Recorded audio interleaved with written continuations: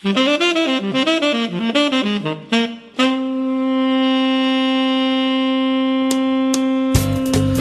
WAMU 88.5 at American University in Washington, welcome to the Politics Hour starring Tom Sherwood.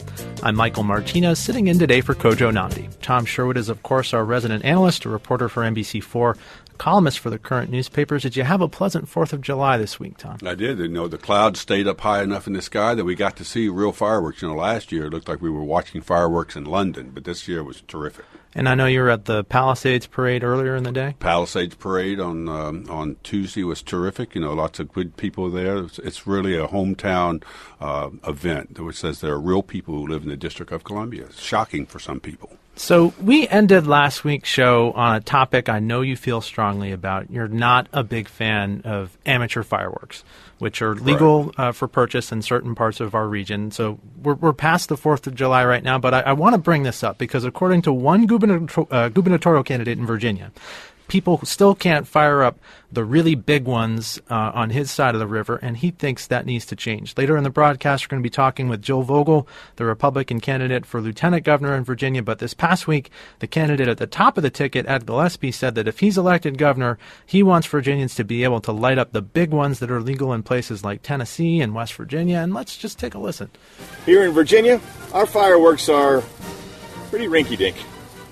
But right across our border in West Virginia and Tennessee, where I am now, our neighbors get to celebrate the 4th of July with fireworks like these. In Virginia, we're missing out on being able to create thousands of jobs and tens of millions of dollars in tax revenue, not to mention having some fun. If I'm elected Virginia's governor, I'll fight to make it legal for adult individuals to be free to purchase fireworks like this back home in Virginia. Then we can celebrate Independence Day in true American fashion.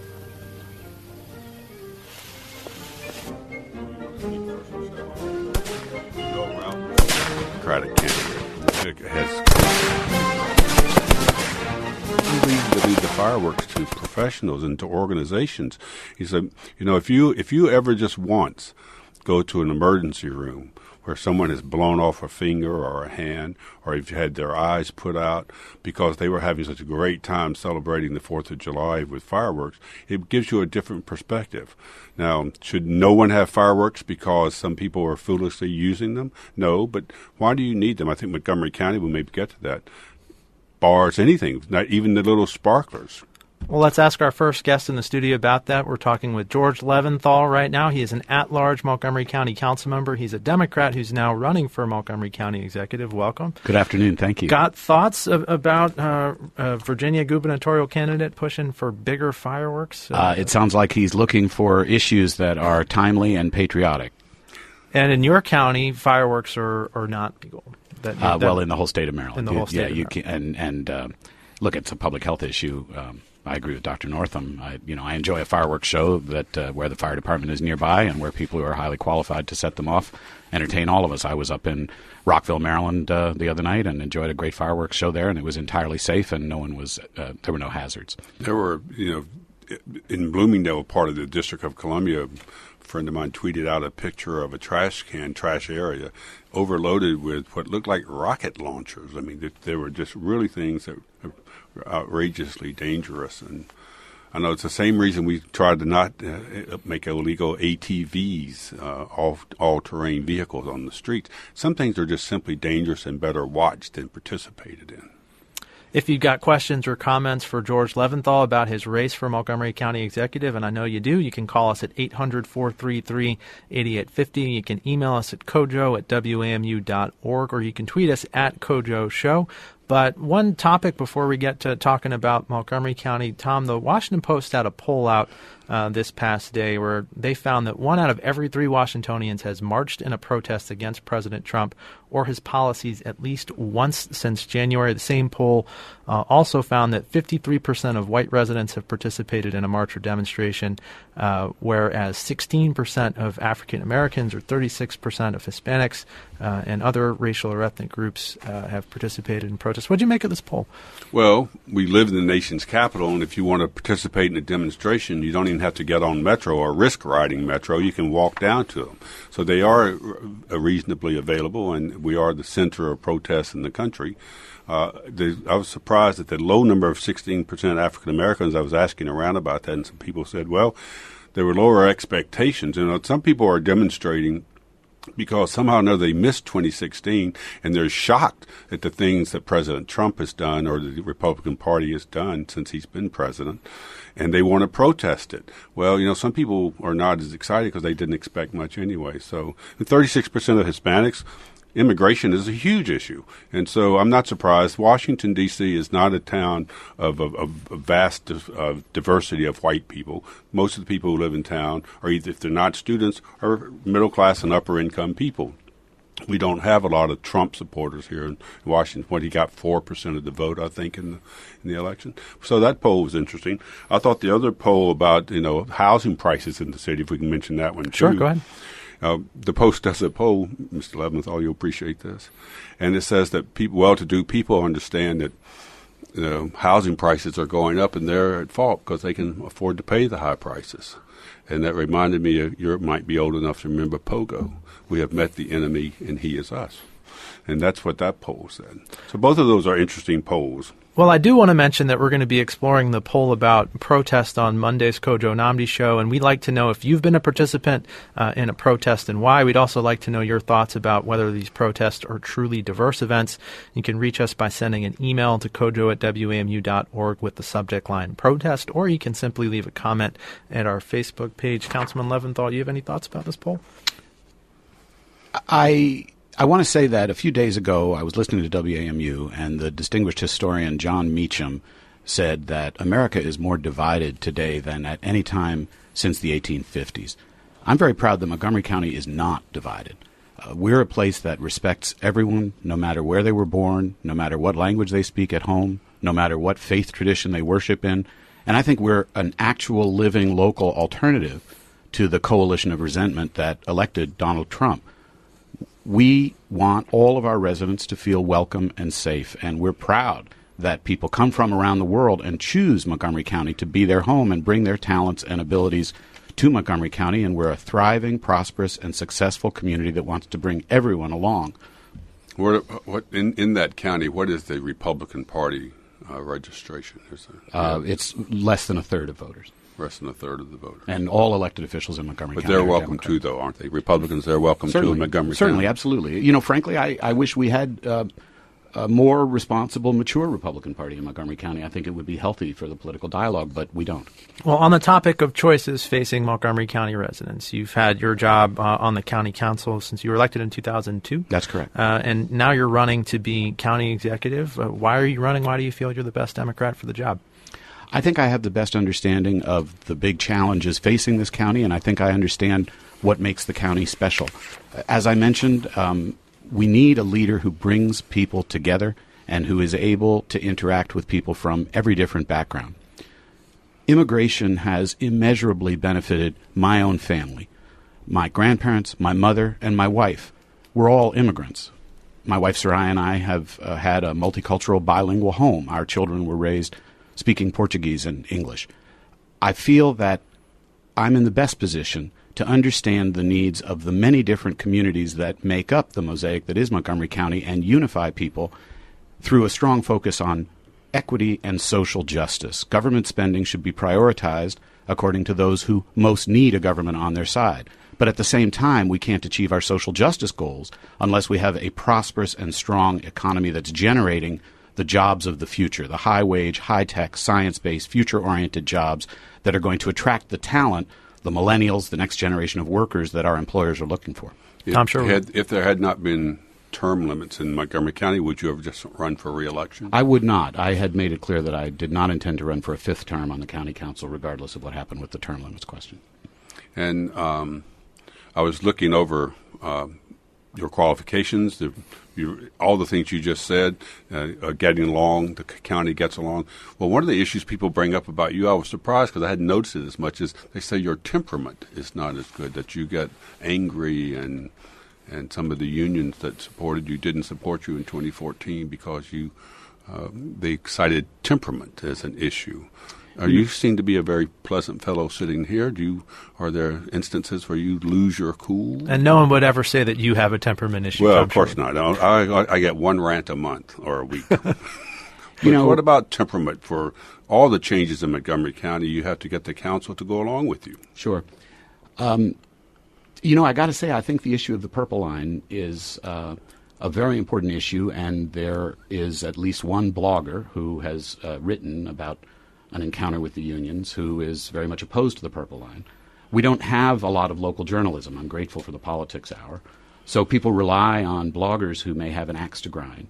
And I think that people have written things about me who disagree with me on issues, who then try to characterize me in a way that makes me seem an undesirable candidate. And I think with that gentleman in particular, it's really we just disagree on the merits of the Purple Line. You would say you're an intense person? I've looked at the videotape of the council meetings. You're fairly collegial, but you are fairly firm about your views.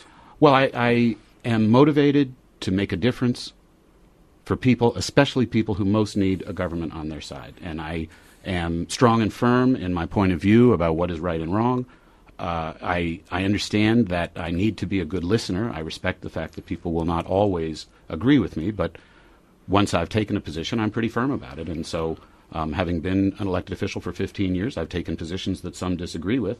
And if that's interpreted as being intransigent or intractable, I want the people whose issues I champion to know that I'm going to be strong and passionate on their behalf. Well, from personality to issues, what would you say are the things that distinguish you from the other folks who have already declared to run for executive? I know two of your colleagues on the council, Roger Berliner and Mark Elrich, have already announced that they're going to be running for this job. The businessman David Trone might be running for this job. What would you say distinguishes you from those other Democrats who are either running or might be running? There are clear differences between us, and those differences will become apparent as the campaign works its way through in the year ahead. I have worked closely with Mark Elrich and Roger Berliner for many years. We get along well. We're very cordial and civil. I believe that I bring passion and authenticity and a deep understanding of the diverse demographics of this county. And I've worked very, very hard to reach out to the growth communities. For example, I was the first elected official in Montgomery County to suggest that the Eid holiday ought to be a day when schools were closed, and I communicated with the school board, and ultimately the school board agreed.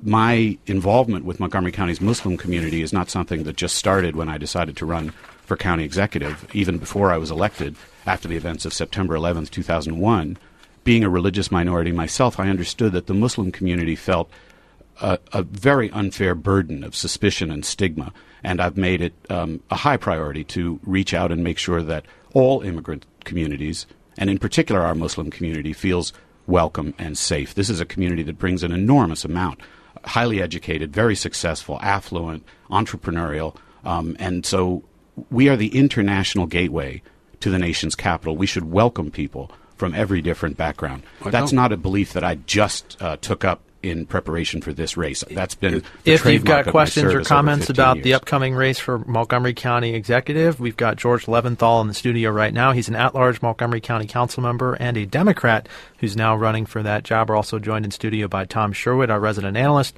reporter for NBC4, columnist with the current newspapers. I'm Michael Martinez, sitting in for Kojo today. Tom Sherwood, you're about to ask a question. I was just going to give him that passion. I mean, Mr.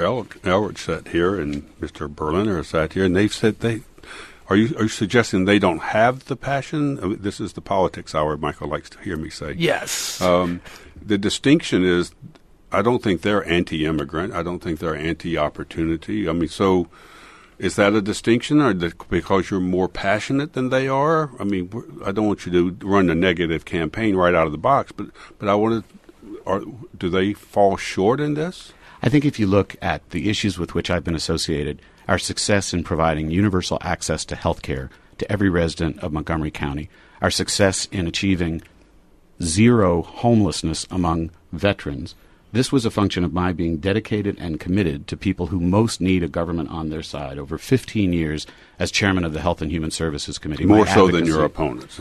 Well, I've got a long record on these issues, and I didn't just start this work in preparation for running for county executive. Gentlemen, put on your headphones because we do have a caller from a Montgomery County resident who wants to ask you about schools. We're going to go to Laura in Silver Spring, Maryland. Laura, you're on the air. Go ahead.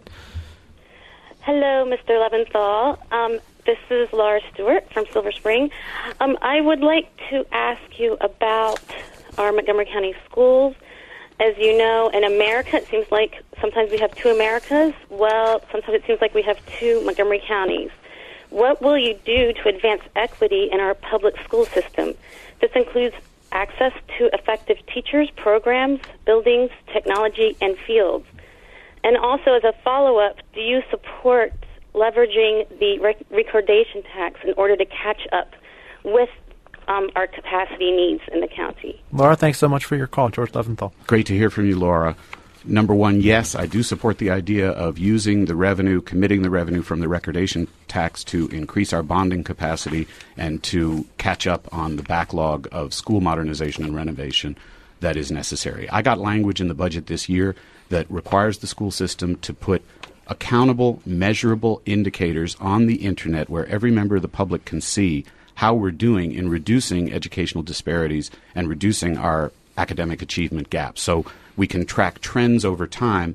Up until now, the school system hasn't even had a single agreed upon measure. It may not be a single, it may be several, whether it's graduation rates, whether it's test scores, but they should be online and we should be able to track those over time. As you know, Laura, the county executive is responsible for preparing budgets, managing county departments. It's not the county executive's role to run the school system day to day, but the county executive does have a bully pulpit, and the county executive interacts extensively with the school system. As council member, I've been very active on issues affecting public health, on reducing class size. We all took that unpopular vote to increase the recordation tax and increase property tax a year ago. It was unpopular. I think it was the right thing to do. We've hired more teachers. We're bringing down class size. We need to continue that progress. We also need a county executive who is visible in Annapolis, who is frequently meeting with the governor, with the leadership of the two houses of the legislature to make sure that we are getting our fair share of state revenues. That presence in Annapolis, I've met with. Has the current county executive been visible enough in Annapolis? I've met with our senators and our delegates, and what I heard over and over again is we need the county executive in Annapolis. We need the county executive to be a frequent presence, articulating the changing demographics, our rising population, our increasing population in poverty. The county executive is the most effective spokesperson for the county, and he or she needs to be a frequent presence in Annapolis, and I will be. Montgomery County is a money bag for the state government, too, right? You send a lot of tax money to it. Well, we're misperceived. I mean, we are a fortunate jurisdiction, and we do have wealthy people, but we also have rising poverty, and we have the fastest growing school population. But I'm suggesting that Montgomery County helps fund the state government. It should get more. Yeah, we're a donor county, right? Well, you're a donor county. We need to look at those formulas. There's an effort underway. There's a commission underway to look at those formulas, but the county executive needs to play a hands-on role in that. Do you have a candidate for governor at this point? No, not at this moment. I know several of the candidates who are running. I think highly of several of them. I think we'll have a vigorously contested primary, and then I think we'll elect a Democrat governor in 2018. Do you think Larry Hogan, current governor, has been insufficient in terms of education and other issues for Montgomery County? I do think he's been insufficient. You are a Democrat, let's say that. Right? I am a Democrat. I do think Governor Hogan has been insufficient on education. I will say that I like Governor Hogan. I think he's played the role of being a Republican in Maryland very smartly. He hasn't rocked the boat too badly. He hasn't enraged Democrats as some of the national, including President Trump, has done. But that also means that, there isn't a big record of accomplishment there. If you don't want to make anyone mad, you might not actually get very much done. So he's allowed the purple line to go forward. And I'm very delighted with that. And I thank him publicly. I've thanked him many times for that. That's the primary thing I hoped he would do, and he's done it. Let's stick with that issue for 1 second here, because we've got a call from John, who I believe wants to talk about growth in the county. John from Chevy Chase, you're on the air. Go ahead, please. Mr. Leventhal, what do you think is a proper allowance for growth over the next 15 years or so? It seems right now that the county's getting overbuilt, that the storefronts and all that kind of thing that are being constructed in this Manhattanized version of Lower Montgomery County are not being filled very rapidly. John, thanks so much for your call. I'm going to add on to John's question a tweet that we got from Raynell Cooper. And with full disclosure, Raynell used to work here at the Kojo show and just finished graduate school at the University of Maryland. But he tweeted to us that density in downtown Bethesda is huge for the future and affordability and vitality of the county. Great. Well, I appreciate that comment.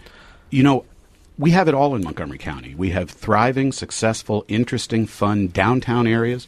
We have safe, quiet, treed, green, single-family suburban neighborhoods, and we've set aside 1/3 of the county forever in perpetuity as rural and agricultural land. In fact, of more than 3,000 counties in the entire United States, the Natural Resources Defense Council has identified Montgomery County, Maryland, as the best farmland protection program of any county, including counties in Iowa, Kansas, Nebraska, rural states. Montgomery County has the most effective farmland protection program. If we're going to continue to preserve our agricultural and open land and maintain 1/3 of the county as sacrosanct from dense development, then we're going to build up our downtowns. We're going to have an urban, thriving environment, which is what the next generation of workers is looking for in Bethesda, Silver Spring, Rockville, Wheaton, I hope Glenmont, I hope Gaithersburg, areas where are well served by public transportation, where people don't need an automobile to get around, and where they can go out and enjoy a good bite to eat, where they can go shopping,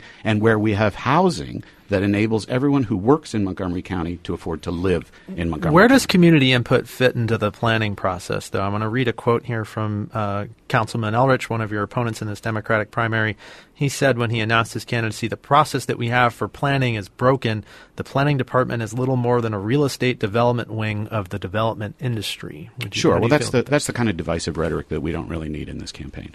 If you're going to be attacking public agencies and saying that they're corrupt and tools of industry, then that tells you a lot about whether you're going to be able to work with public officials and get things done together. I do not believe that the planning board is corrupt. I do not believe that the planning board is a tool of any industry. This population is going to grow because we're a desirable and successful jurisdiction. People want to live in Montgomery County. There are places that people don't want to live, where the population is declining.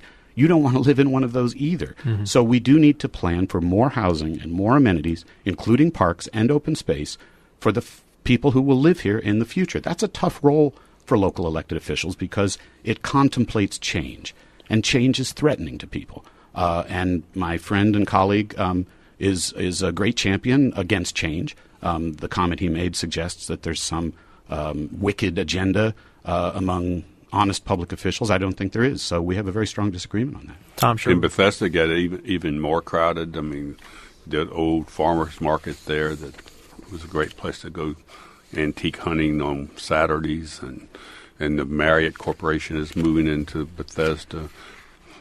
Jack Evans from the district government has sat here on this, and he's talked about development. He said that no matter what we do in terms of slowing down development, the economic forces in this region are suggesting that there's a wave of redevelopment that's occurring. The district, I think, is expected to have 900,000 people from its 680 now by 2032. Montgomery County is growing. You're at 1 million people now. You've got huge schools. You're going to have development whether you like it or not, right? Well, we will. This matter of right development is a lot, and then there are people who want changes for various development. You've got to manage it rather than just oppose it. If we maintain a high quality of life, if we have honest, good government, if we have effective and responsive services, if we have safe neighborhoods, effective policing, and a great school system, more people will want to live here. So we are fortunate to have these problems. The major challenges that face us, that includes traffic, that includes overcrowded schools, that includes the high price of housing, which are major challenges which I'm committed to addressing, are directly related to how successful and desirable we are. Housing prices are a function of supply and demand. Demand for housing is high, so we need to invest in affordable housing. But we also have to acknowledge that we're a place people want to be.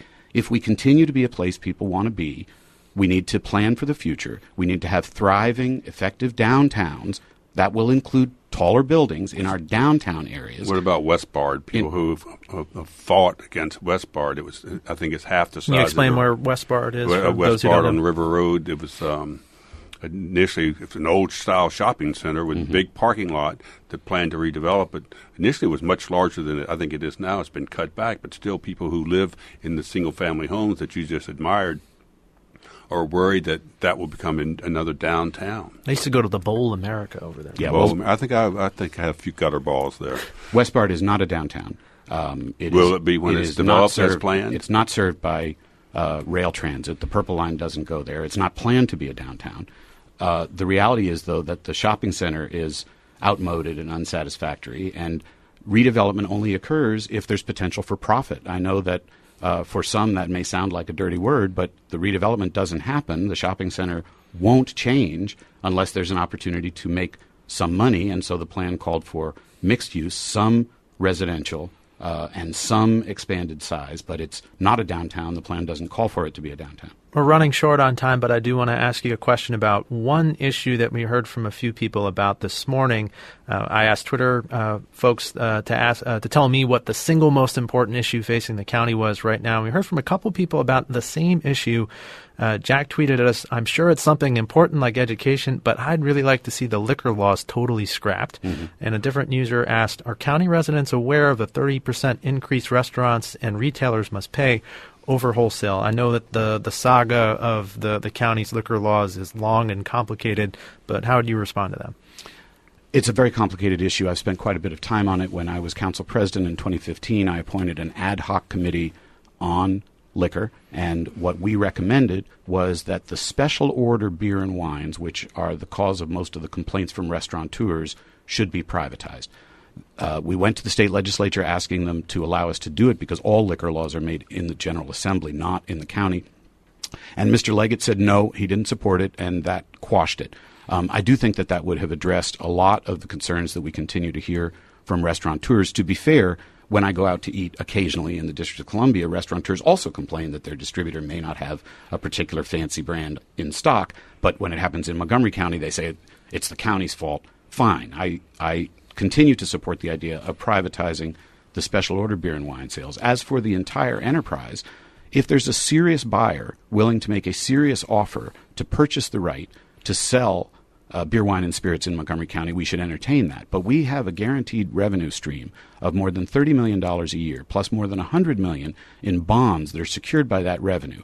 Now, if you did an independent study of what is the present value of that revenue stream, it would come to the hundreds of millions of dollars. And I think we should commission that study. And then if a serious buyer wants to come to the table and offer the county an amount of money that would compensate the county for this valuable asset that belongs to the people of Montgomery County, then I think we should consider it. But I certainly don't think we should just give it away simply because some very large beer and wine interests want it for free. I don't think that's in the public interest. We'll have to leave it there, and there are going to be lots of issues for us to discuss over the course of this race for Montgomery County Executive over the course of the next year. So thank you so much for joining us. Thank you so much for having me. George Leventhal is an at-large member of the Montgomery County Council. He's a Democrat who's now running for county executive. Are there any debates set up yet?